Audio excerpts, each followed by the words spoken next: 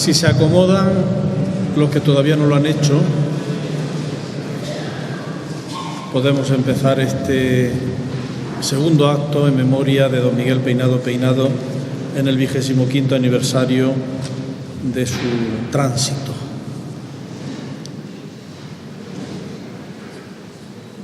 Voy a ser breve, que es lo que solemos decir los curas cuando nos vamos a alargar, para sencillamente presentarle el CD que al final de este acto se les entregará y que, editado por la diócesis, quiere ser un ejercicio de memoria.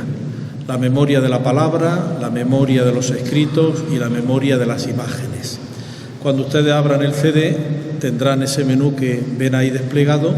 Las tres partes fundamentales son las centrales: fotografías, escritos y homilías. La homilía, la memoria de la palabra, la memoria de los escritos y la memoria de la imagen.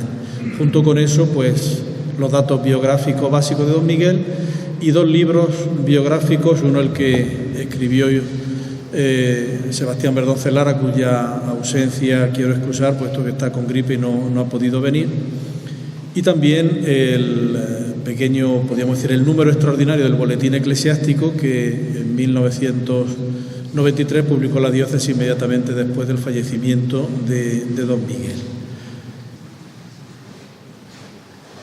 Las homilías, como sabéis, pues eran uno de los aspectos fundamentales en el magisterio y en el ministerio episcopal de don Miguel. Y tenéis, muchos ya las tenéis tanto en soporte de papel, como se iban sacando entonces a Ciclostí, como también en formato electrónico. Quiero recordar aquí, como no, a Paquita Esteban, la teresiana que cuidó de don Miguel durante todo su episcopado aquí, durante sus casi 17 años. Ayer hablaba con ella, está muy mayor, está muy impedida y encima está cuidando de su hermana que tiene un Alzheimer ya muy profundo. Pero me decía eso, que le gustaría estar presente, pero que le era completamente... No sale ni a misa ya, está recluida en la casa. Pero ya, como sabéis, grababa las homilías y luego se corregía el texto que había preparado don Miguel, porque, entre otras cosas, como muy bien sabe don Antonio Garrido Gámez, al día siguiente aparecían publicadas en el Diario Ideal. Pues está la homilía desde 1971 hasta 1989, porque, como sabéis, aunque don Miguel dejó de ser obispo de Jaén, pasó a ser obispo emérito el 3 de julio del 88, pues luego continuó presidiendo algunas de las celebraciones más importantes de la diócesis por el infarto que sufrió don Santiago y tuvo que suplirlo también durante una temporada. Con lo cual, pues, quiclando se tiene... como veis, el texto de la homilía empieza siempre con el inicio del año litúrgico, con el primer domingo de Adviento. La memoria de la palabra de don Miguel.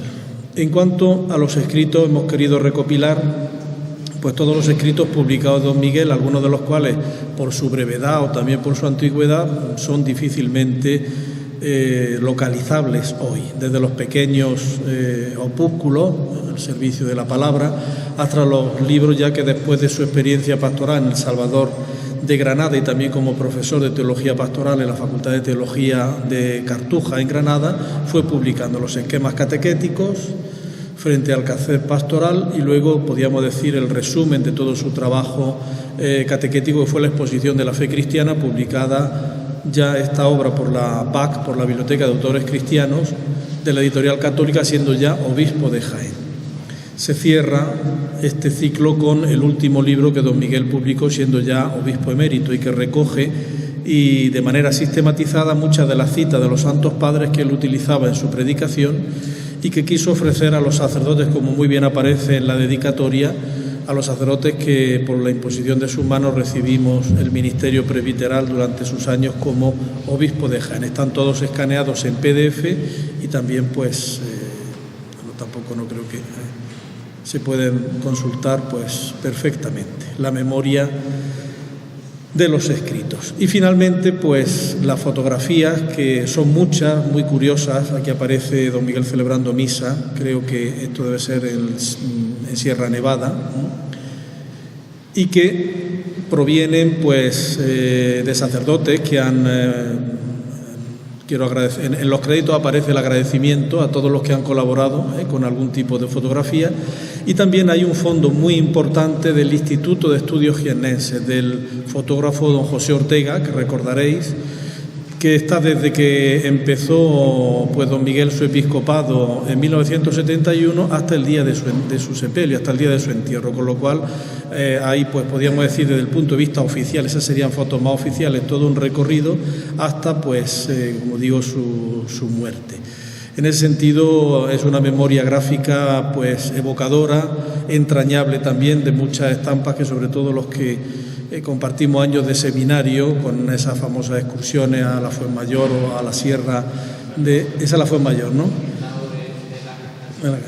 O a la Sierra Nevada, pues... Entonces, pues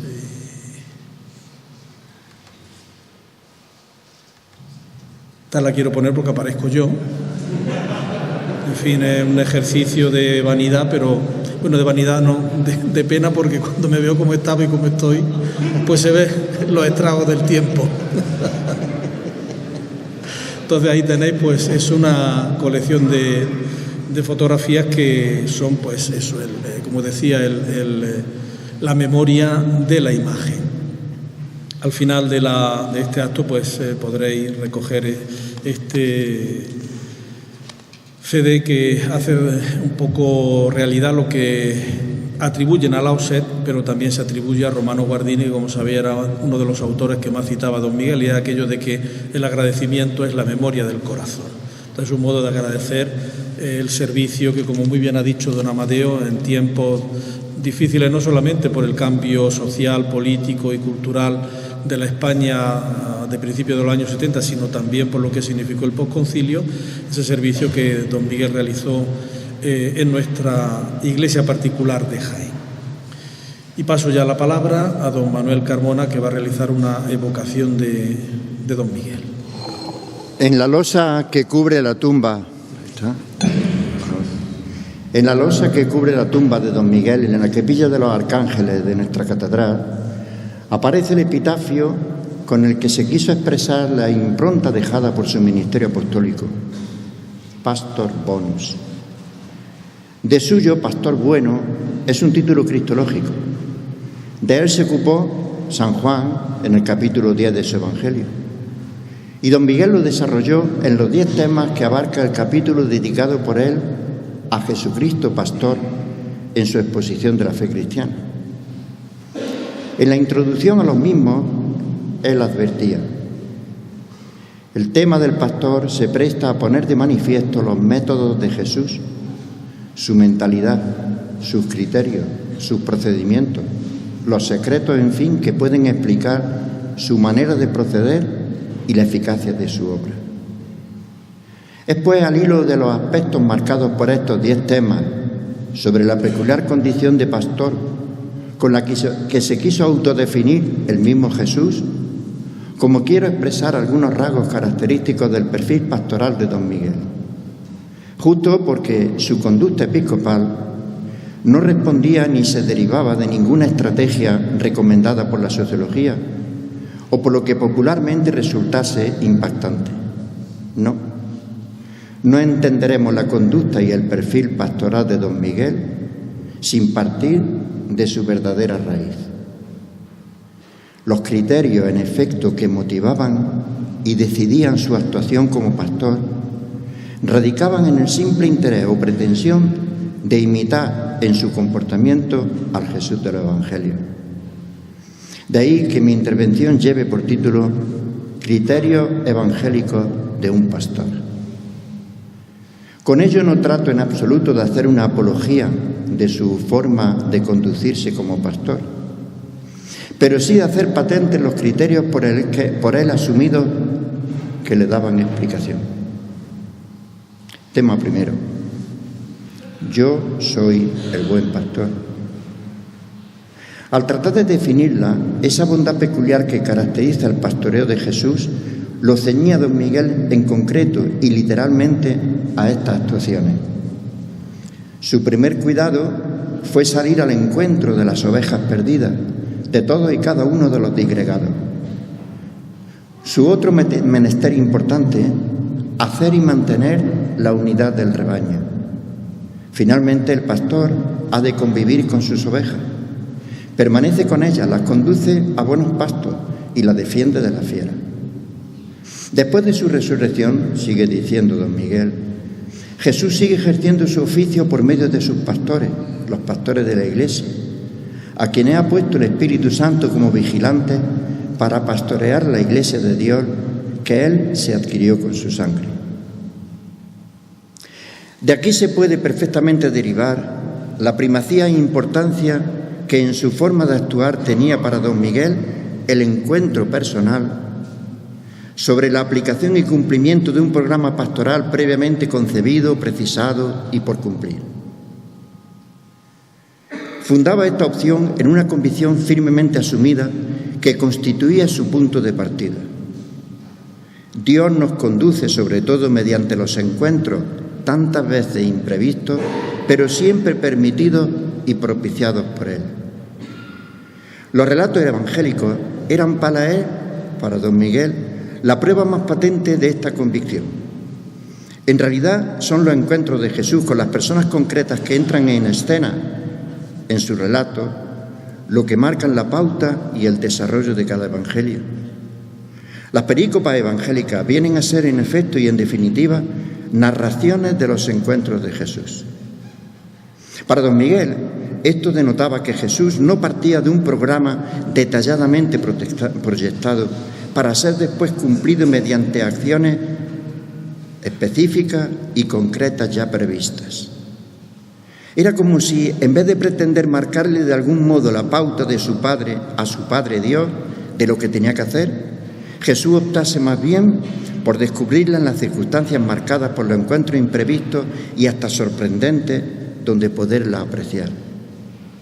Ahí tenemos, por ejemplo, la admirable actitud con que sorprendió a Jesús aquel centurión que le pedía la sanación de su criado, hasta hacerle exclamar, frente a la convicción común, como cualquier otro judío, os digo que vendrán muchos de Oriente y Occidente a sentarse en la mesa con Abraham, Moisés y los profetas, mientras que muchos hijos de Israel se quedarán fuera.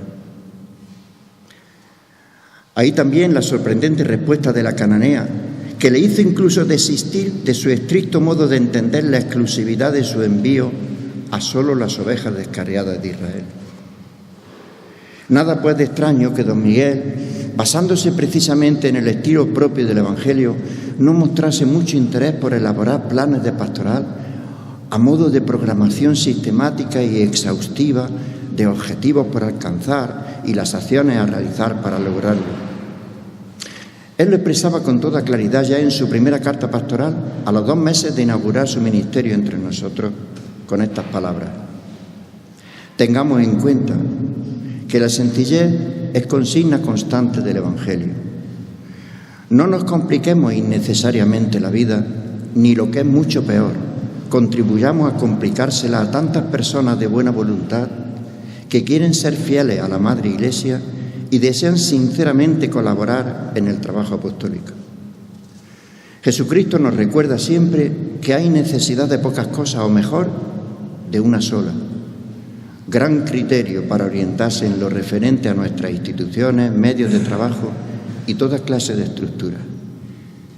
En consecuencia, él no podía concebir una visita pastoral como evaluación institucional de la aplicación y desarrollo concreto de un determinado proyecto pastoral en parroquia o arciprestazgo.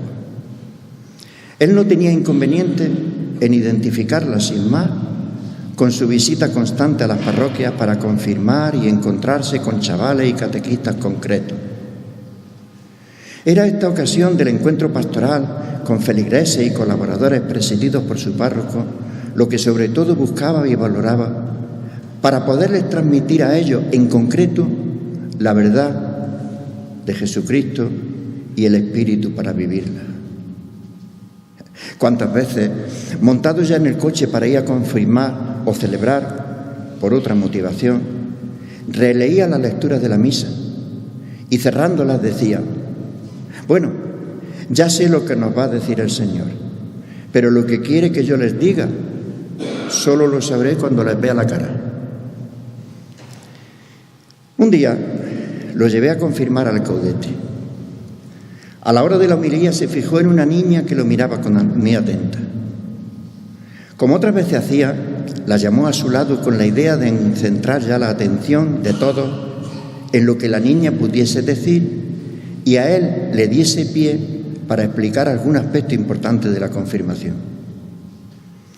Primero le preguntó: ¿cómo te llamas?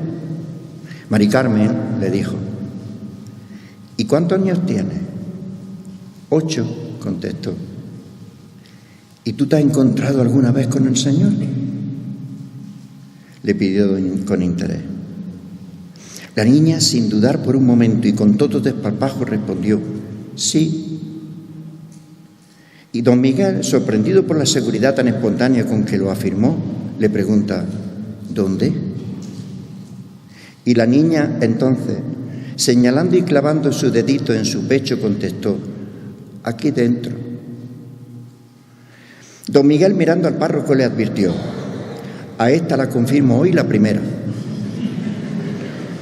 Y dirigiéndose a los fieles preguntó: ¿están la madre y el padre de Mari Carmen por ahí? Estaba el padre, que se levantó. Le dijo entonces: ¿tiene inconveniente que confirme hoy a su niña y la confíe a un catequista para que la instruya después? Ninguno, señor obispo. Haga lo que usted crea mejor.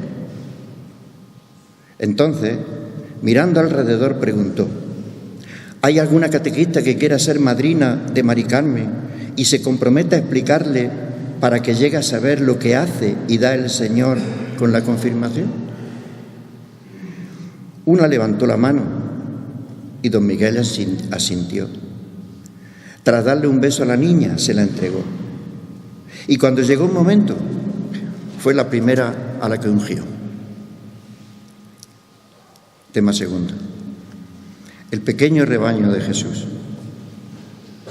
Es a propósito de la señal de la total confianza en la providencia de Dios cuando Lucas recuerda una afirmación del mismísimo Jesús: no temas, pequeño rebaño, porque vuestro Padre ha tenido a bien daros el reino. Don Miguel se pregunta enseguida: ¿por qué pequeño? La versión de la Biblia de la Conferencia Episcopal aclara su significado comentando en nota: al discípulo no le debe inquietar tampoco el número de los que se adhieren a la comunidad. Lo importante es la decisión que Dios ha tomado de confiar su reino a esa comunidad, por pequeña y pobre que sea. Don Miguel, por su parte, anota en su exposición: da la impresión de que el término pequeño se refiere aquí a algo más que al número de los seguidores de Jesús en relación con los que oían su predicación y no lo siguieron. Subraya también el aspecto que ofrece el grupo mirado con ojos humanos, es decir, es insignificante y sin apariencia, como advertía el apóstol Pablo a los Corintios: mirad, hermanos, quiénes habéis sido llamados. No hay muchos sabios según la carne, ni muchos poderosos, ni muchos de la nobleza. Por eso, don Miguel concluía afirmando: en lo individual como en lo comunitario, los fallos en este terreno serán siempre infidelidad a una alianza y vienen a ser estorbos en la obra de Jesús, dificultan la visión de su rebaño como sacramento visible de salvación. En su actuación pastoral ciertamente no era el número por él lo importante, y mucho menos la apariencia. En esta perspectiva se comprende su disgusto ante lo ostentoso y por eso falso. Su clara distinción entre religiosidad y piedad popular. Su instinto para detectar la vanagloria reivindicativa frente al servicio desinteresado. Y en definitiva su desinterés por lo superfluo o aparatoso frente a lo más auténtico y coherente. Se explica que optase por presidir a las 10 todos los domingos la misa en esta Santa Iglesia Catedral para toda la ciudad, posibilitando así la concelebración de sus párrocos, que a esa hora no celebraba ninguno. Frente a quienes le aconsejaban a las 12 o a la 1 como mejor opción pastoral por facilitarla al mayor número de fieles que a esa hora acudirían por no tener que madrugar. La mayor comodidad para favorecer precisamente el mayor número de asistentes no podía ser para él de ningún modo argumento pastoral, sino todo lo contrario. Su huida de todo aparato o vana apariencia lo demostraba elocuentemente en la respuesta a su sobrina al manifestarle su alegría de que lo hicieran obispo en vísperas de su boda, porque entonces la podría casar un obispo. Pues justo por eso ya no te puedo casar. Le contesto. Temas 3, 4 y 5. El discipulado de los elegidos de Jesús, los 12, los 72, las mujeres que también lo seguían.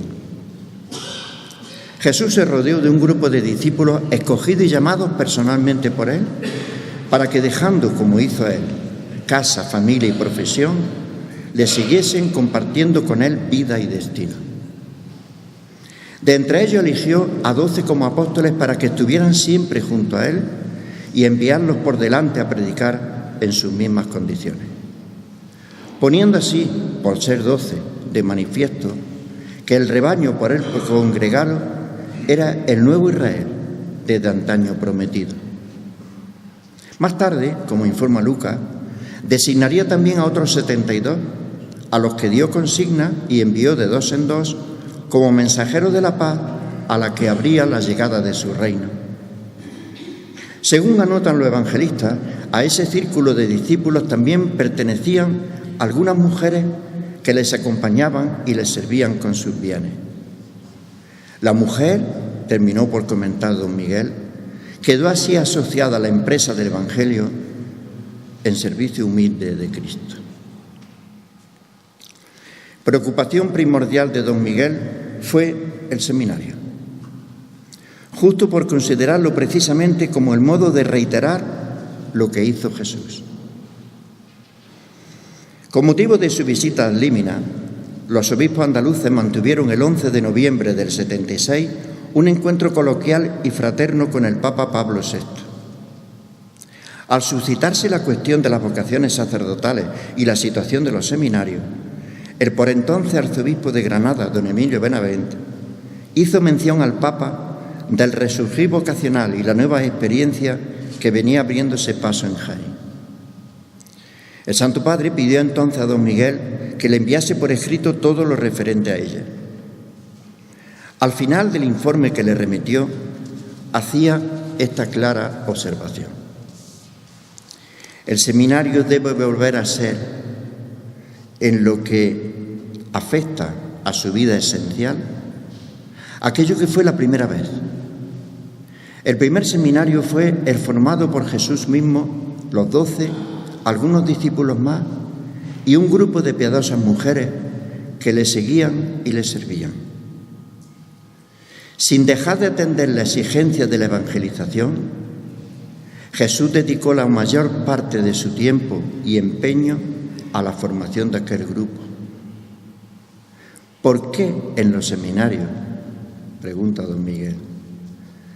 En los seminarios de la Iglesia actual no ha de ser vivida aquella experiencia y empleada fundamentalmente la misma técnica. La lista de los seminaristas era lo primero que don Miguel anotaba en su agenda para llevarla siempre consigo a mano y cerca del corazón. Ni un día se le pasaba de recordarlo en su oración o en el resto del rosario, confiándolo al cuidado de San José. El trato y contacto con ellos era fluido y habitual. En el informe al Papa hacía esta declaración: la presencia y actividad del obispo en la pastoral de las vocaciones sacerdotales y la formación de los alumnos del seminario no altera ni complica su programa apostólico propio. El secreto está precisamente en encontrar el modo de que su ordinaria labor apostólica como obispo sea aprovechada con mira a este menester concreto. El más importante, sin duda, de su carga pastoral, el más grato también, puesto que mira directamente a la formación de los que han de ser sus más íntimos colaboradores.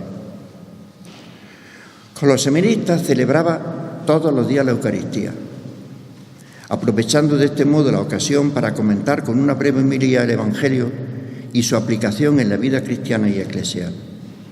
Y sobre todo los tenía juntos así como primeros participantes que le ayudaban en la misa del domingo o festiva que celebraba en la catedral. Acostumbrado desde pequeño al montañismo, todos los meses rompía el ritmo cotidiano del seminario con una excursión a la montaña de alumnos y formadores, conviviendo distendidamente y sin agobio alguno en el marco privilegiado que siempre ofrece el contacto directo e inmediato con la naturaleza. Y ese esfuerzo compartido para alcanzar la cima, para poder admirar mejor su grandeza. A preparar un nuevo curso, o disfrutar los primeros días de la Pascua, o relajarnos del esfuerzo tras los exámenes del final, nos llevaba a alumnos y formadores una semana con él al seminario de verano de Sierra Nevada, o algún cortijo de aquellos bancales de la Alpujarra que no tenían ni luz, acompañado y atendido además por el mismo grupo de mujeres que desinteresadamente y de modo habitual gastaban las horas que cada día les quedaban tras sus trabajos profesionales en atender y proveer las necesidades de seminaristas y seminarios. Ocupaban así el mismo lugar y función que las que en el Evangelio seguían a Jesús con su seminario para servirles y atenderles con sus bienes. Tal como también indicaba el Papa en su informe, le añadía: finalmente, se decidió que los diáconos convivieran de modo más estrecho con el obispo durante su ministerio. Residiendo en el seminario, compartían la misa y la mesa con él a diario, y lo acompañaban y ayudaban en su labor tanto en las parroquias de la capital como en sus visitas por todo el territorio de la diócesis. Se fomentaba así el mutuo conocimiento ante la realidad pastoral, facilitando la unidad de los criterios. Los diáconos, además, conocían con él de antemano todo el territorio donde habían de actuar y a todos los miembros del presbiterio en el que habían de integrarse. Eso le decía al Papa. Tema 6. Dejad que los niños se acerquen a mí. Tal y como explica don Miguel, Jesús basaba tal deseo en una declaración: de los que son como los niños es el reino de Dios. Convicción que derivaba en definitiva de una verdad primordial: la salvación del hombre es pura gracia, fruto exclusivo de la misericordia y del amor de Dios.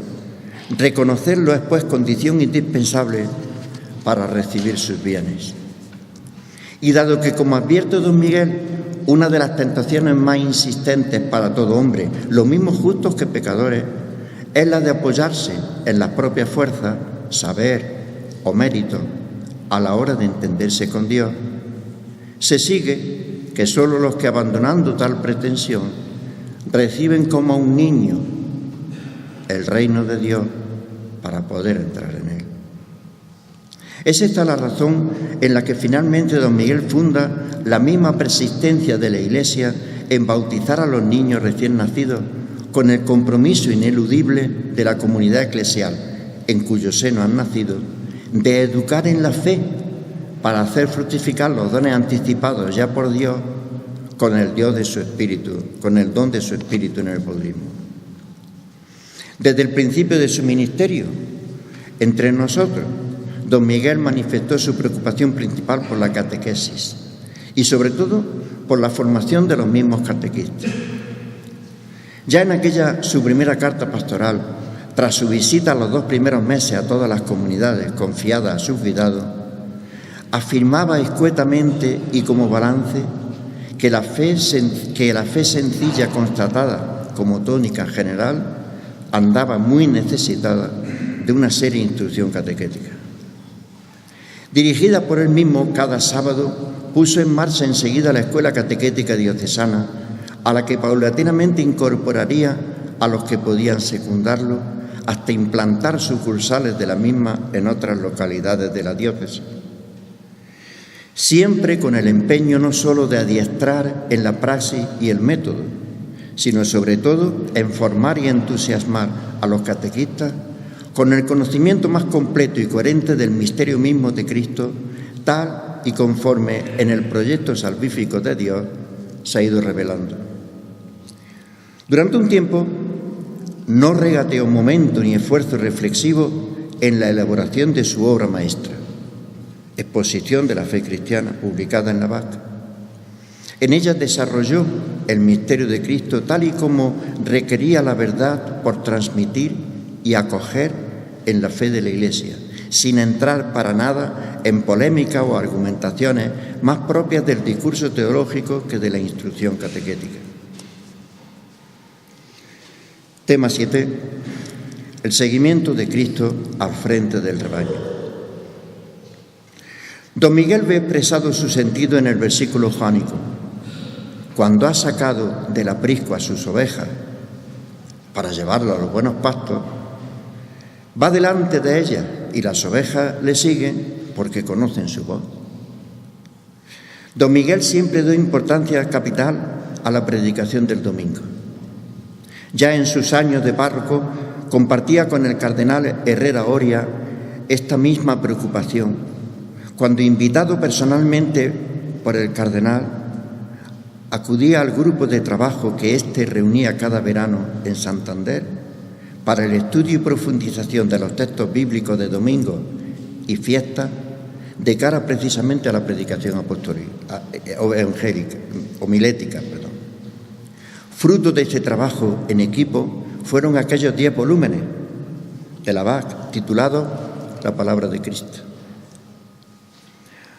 Aunque siguiesen los obispos reunidos en la conferencia o estuviese pasando las vacaciones de verano en la Alpujarra para patear desde allí la sierra, don Miguel se venía a celebrar la misa del domingo en su catedral sin dejar de predicar la homilía de antemano escrita y preparada.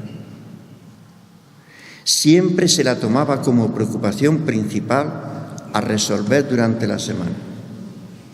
Ya el mismo lunes releía los textos para en días sucesivos consultar comentarios bíblicos e incluso patrísticos y discernir la realidad o situación por iluminar con ellos o de la que servirse para desentrañar y comprender su significado.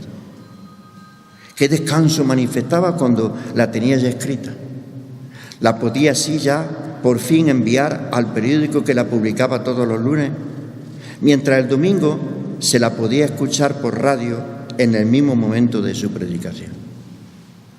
Nunca la leía, aunque la tuviese siempre escrita. Decía que leída perdía fuerza y sobre todo calidad como modo de encuentro y comunicación al no poder mirar y ver la cara de aquellos a los que se dirigía. Por eso prefería colgar mentalmente la idea de cada párrafo en las columnas que tenía delante en la catedral para recordar sin olvidar ni perder el orden de lo que tenía que decir. Por eso, si lo observáis luego, casi siempre tienen 6 párrafos, las 6 columnas que tenía delante. Yo pertenecí al primer grupo de diáconos que compartió la vivencia pastoral con él. Éramos 7, igual que la primera vez. Nos reunía cada viernes para dar cuenta y someter a discusión la homilía que cada uno hubiese preparado. Compartía entre nosotros los resultados y explicar los intentos era ciertamente la mejor ocasión para escuchar y acoger sus consejos. Recuerdo, por ejemplo, cómo nos advertía: pasar de 10 minutos, pecado mortal. Pasar de 8, todavía venial por lo menos, porque en realidad a los 6 o 7 empiezan a desconectar. O su insistencia en aquello otro que todos fallábamos y con frecuencia nos tenía que advertir: no empachéis a los fieles con lo que no pueden digerir, servirles 2 o 3 platos lo más. El resto lo guardáis para servírselo la próxima vez. Hablad pues solo de 2 o 3 cosas, que es lo más que se pueden llevar clavadas en mente y corazón. Los demás temas que has visto, también implicados en esos textos y por poder comentar, te los guardas para cuando estos se vuelvan a repetir en el domingo del próximo ciclo en que se toque escuchar, es decir, dentro de los 3 años. Si no lo haces así, a los 4 o 5 me estarías pidiendo que te cambies de parroquia porque en la que te encuentras ya no tienes más que decir. Tema 8. Como corderos entre lobos. Es la situación que auguraba Jesús para sus seguidores diciendo: si a mí me han perseguido, también os perseguirán a vosotros. Y don Miguel anota enseguida: acoger su llamada al discipulado implicaba de suyo aceptar su destino, luchar con su misma arma y adoptar su actitud. Esteban, el primer mártir de Cristo, recordó la del Maestro en el momento supremo. Señor, decía, no les tenga en cuenta este pecado. Basta una anécdota para constatar hasta qué modo le servía a don Miguel de criterio. Cuando iba a una parroquia de la que procedía algún seminarista de los que tenían el seminario, entre las cosas por las que más se interesaba, destacaba la de visitar y conocer a la familia en concreto de dicho seminarista, incluso en su propia casa. Quería conocer así y apreciar de cerca el ambiente donde se había criado y pudo escuchar su llamada. Quizás no era ajeno a tal interés a su propia experiencia, siendo él seminarista, como le comentaba también al Papa. Recuerdo, decía, que muchas veces, a medida que avanzaba el curso escolar en el seminario, mi vocación parecía debilitarse. Mas con el contacto familiar durante las vacaciones, renacía la ilusión con toda su fuerza. Recuerdo asimismo cómo en el primer curso de los estudios teológicos, coincidente con los acontecimientos sociopolíticos de la vida española, tan adversos a la Iglesia, maduró mi decisión y mi entrega al ideal del sacerdocio. Pues bien, recién inaugurado su ministerio episcopal entre nosotros, cuando aún estaba visitando toda la diócesis en aquella su primera apreciación, un día que el chofer lo llevaba a Alcalá, le pidió parar al pasar junto a una gasolinera en Alcaudete. Se bajó y preguntó por un empleado con quien deseaba hablar. Quería conocer así precisamente al padre de un seminarista que cursaba los estudios de teología en Comillas y con el que había hablado pocos días antes. Estaba ese día de servicio y enseguida, sabiendo que lo buscaba el obispo, lo pasó a la oficina posterior. Aquel padre le contó entonces cómo fue lo de su hijo. Su mujer le reiteraba que el niño quería irse al seminario, pero él, en principio y a cosa hecha, no le hacía mucho caso. Cuando ya con su insistencia denotaba que no era un pronto, siempre inadecuado, dice el padre, para tomar en serio lo que serio es, llamó al chaval para preguntarle: tu madre me ha dicho que quiere irte al seminario. ¿Quieres ser cura? Sí, me contestó con timidez. ¿Y tú sabes lo que es ser cura? El chaval callaba sin atreverse a contestar. Pues yo te lo voy a explicar. Ser cura significa que si te pegan en esta, señalando la mejilla izquierda, tienes que poner esta, señalando la otra. Don Miguel lo contaba siempre con admiración. Para él aquella explicación, tan clara como inesperada, de un hombre sencillo y de pueblo, le produjo la misma impresión que le pudo provocar a Jesús la respuesta del centurión o la cananea. Mirad que yo estoy siempre con vosotros. Tema 9. Don Miguel termina por advertir: la Constitución sobre la liturgia nos instruye en este punto: para realizar una obra tan grande, Cristo está siempre presente a su Iglesia, sobre todo en la acción litúrgica. Está presente en el sacrificio de la misa, sea en la persona del ministro, sea sobre todo bajo la especie eucarística. Está presente con su fuerza en los sacramentos, de modo que cuando alguien bautiza, es Cristo quien bautiza. Está presente en su palabra, pues cuando se lee en la Iglesia la Sagrada Escritura, es Él quien habla.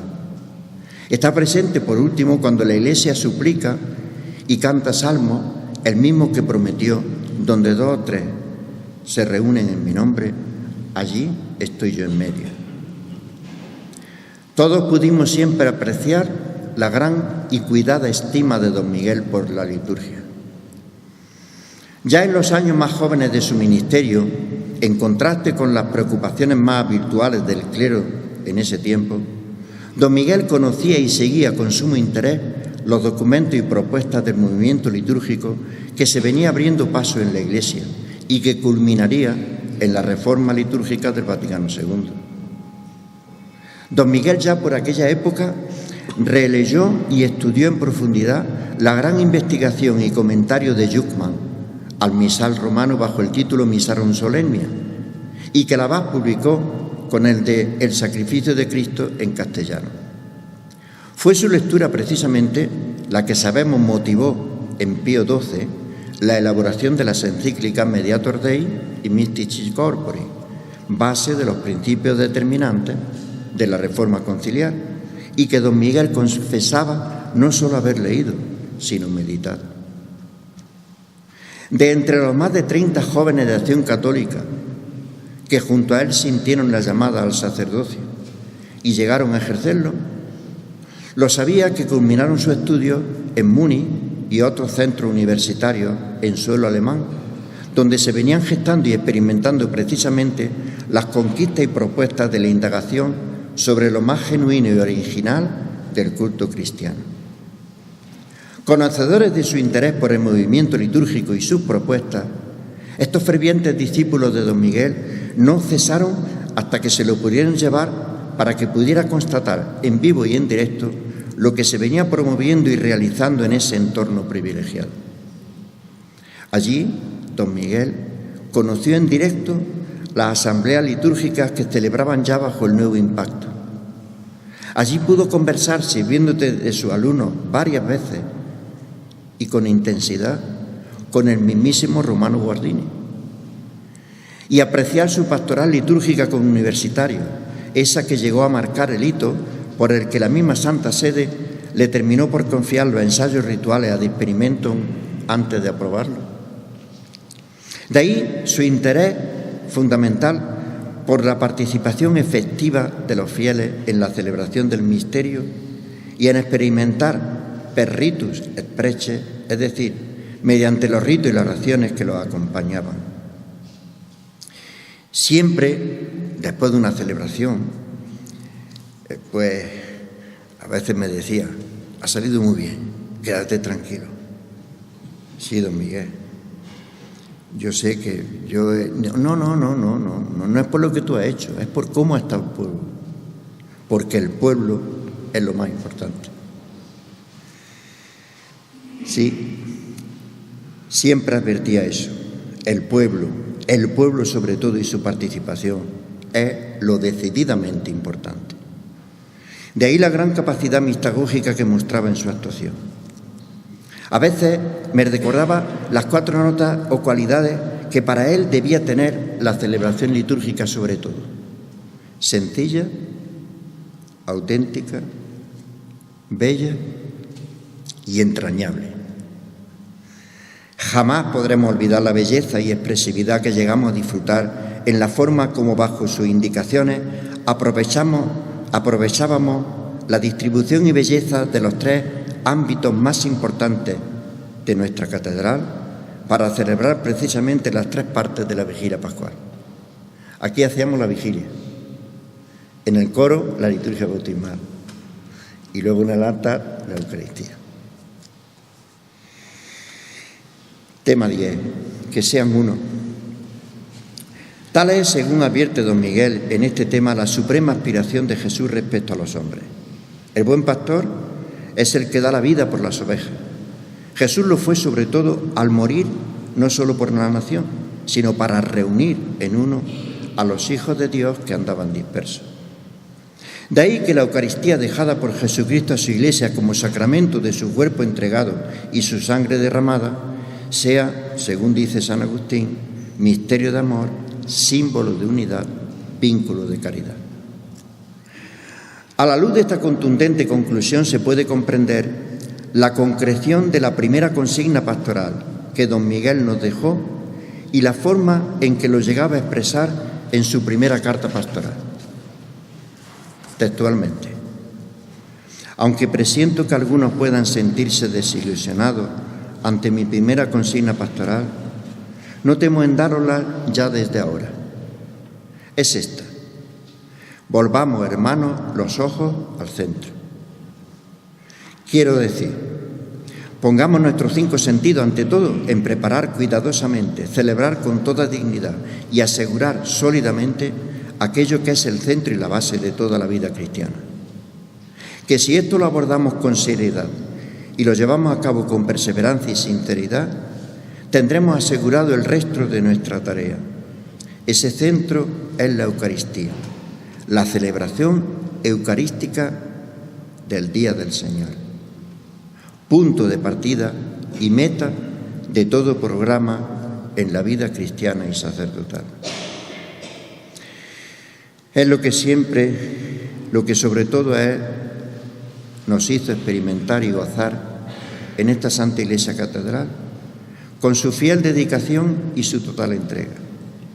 La de un pastor bueno que nos supo llevar a buenos pastos con su predicación homilética y la noble sencillez de su modo de celebrar. El Señor se lo llevó un día como hoy a disfrutar ya en la Iglesia, en la liturgia eterna. Ojalá y un día nos asocie también de nuevo con Él en ella.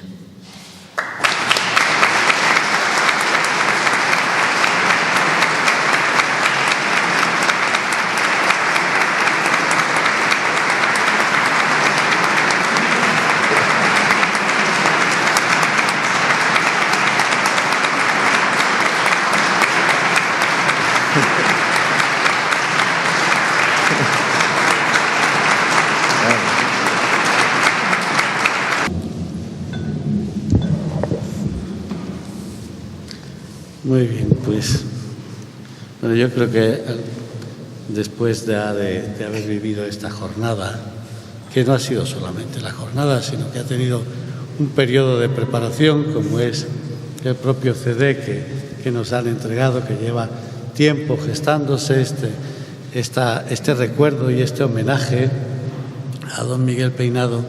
Una de las cosas también que hay que decir no es solamente lo que dijo, lo que hizo y lo que vivió y lo que sintió como obispo y pastor de esta diócesis, sino que una cosa muy buena que hizo es que dejó discípulos que 25 años después lo recuerdan, como le hemos recordado esta noche con esta intervención de don Manuel Carmona y con nuestra presencia.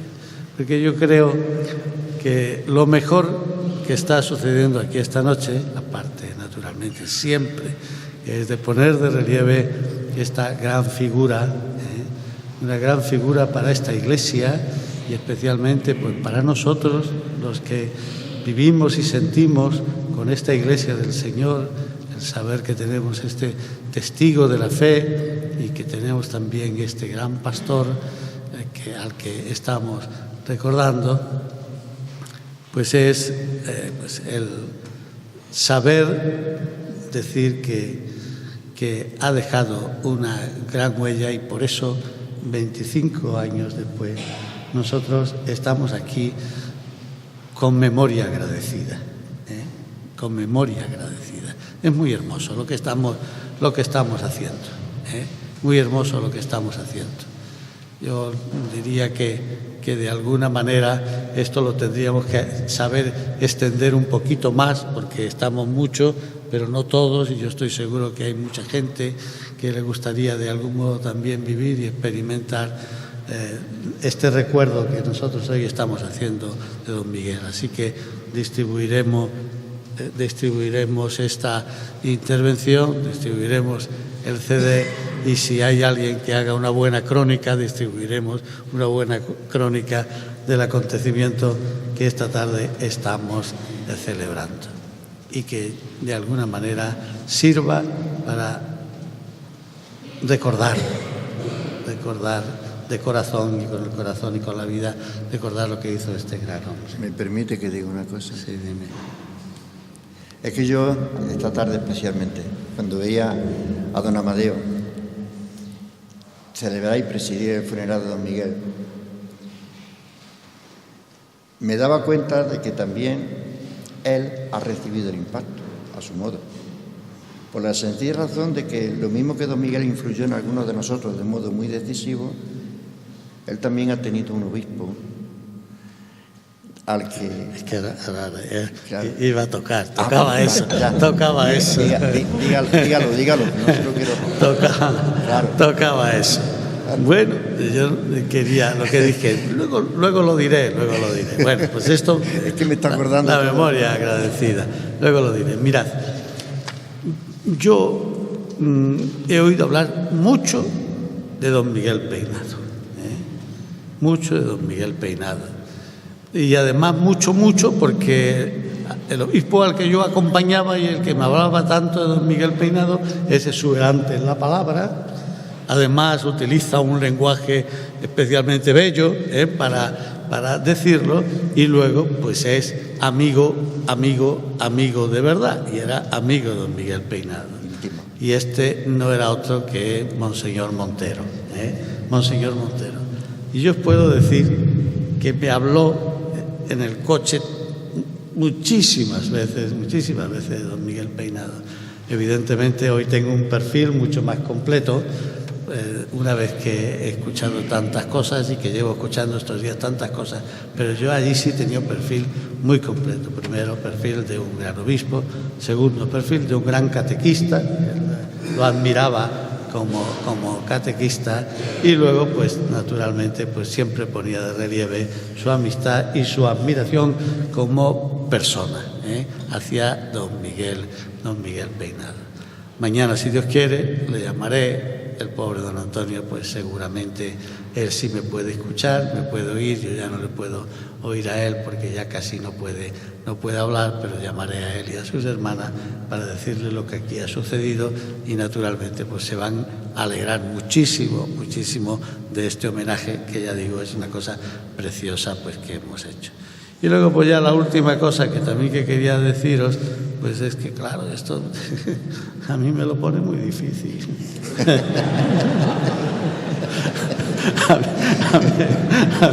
A mí esto me lo pone muy difícil. ¿Y ahora qué hago yo? ¿Y ahora qué hago yo? Pues muy bien. Ser como soy, y si puedo pues ir captando algo de todo lo bueno que hizo don Miguel, y que ya lo he intentado, ser como soy, que eso es lo mejor que uno debe ser, porque yo estoy seguro que don Miguel nunca estuvo pensando cómo tengo que ser, sino don Miguel era como era como era, y siempre se mostró siendo como era. Así que enhorabuena, de verdad, a mí también, porque yo también estoy aquí como parte implicada. Enhorabuena a todos nosotros por don Miguel y por este homenaje que le hemos hecho a don Miguel. Y muchas gracias por vuestra presencia.